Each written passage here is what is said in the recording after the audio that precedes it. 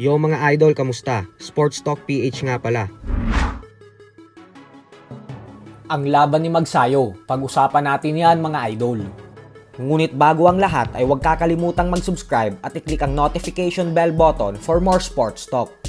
So ilang araw na nga lamang po ang inaantay natin at magaganap na ang bigating laban ng ating pambato na si former WBC Featherweight World Champion Mark Magnifico Magsayo, kung saan makakasagupa niya ang napakatibay na Mexicanong si Eduardo Ramirez sa undercard ng Gervonta Tank Davis versus Frank Martin sa Las Vegas, Nevada. At isang napakagandang balita nga po ang pumasok kahapon.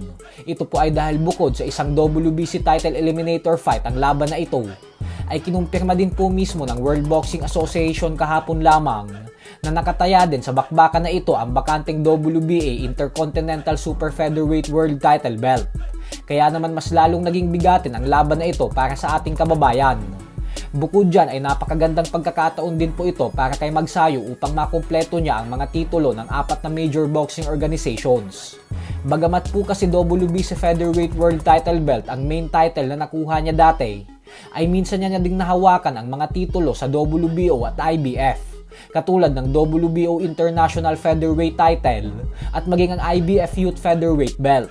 Tanging titulo na lang sa WBA ang kulang sa kanyang koleksyon. Kaya naman may pagkakataon na siya ngayong darating na linggo na makasungkit ng WBA belt sa pamamagitan ng pagtalo kay Eduardo Ramirez. At syempre, wag din po natin kakalimutan na sa parehong araw na yan ay makikita din natin na lumaban ang isa pa nating matibay na pambato na si Prince Albert Pagara, kung saan makakasagupa niya ang pambato ng China na si Akateliete Yeljian para sa bakanteng IBF Asia Lightweight belt. Gaganapin ang kanilang laban sa Pasig City sa Iloilo.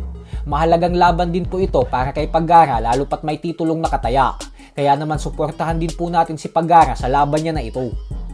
Sa kabilang banda naman mga idol ay bagamat nga po natalo ang former 2 Division World Champion Luis Neri via knockout sa kamay ng current undisputed Super Bantamweight World Champion Japanese Monster Naoya Inoue nitong nakalipas na buwan lamang, ay tila wala nga pong naging masamang epekto kay Neri ang pagkatalo niya na ito.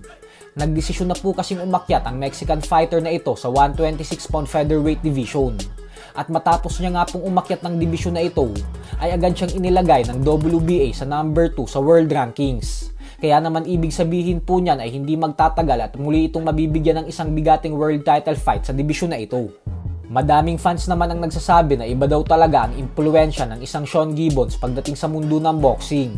Dahil kahit umano natatalo na ang mga fighters na hawak nito, ay nabibigyan pa din agad ng panibagong pagkakataon na lumaban sa isang world title fight.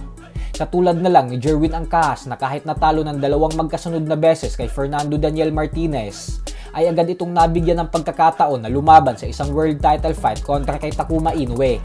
Habang si Vincent Astrolabio naman ay bagamat natalo sa unang world title fight nito kontra kay Jason Moloney, ay lalaban na naman ito sa isang world title fight ulit sa susunod na buwan kontra sa current undefeated WBC Bantamweight World Champion Junto Nakatani. So hanggang dito na lang po muna tayo mga idol.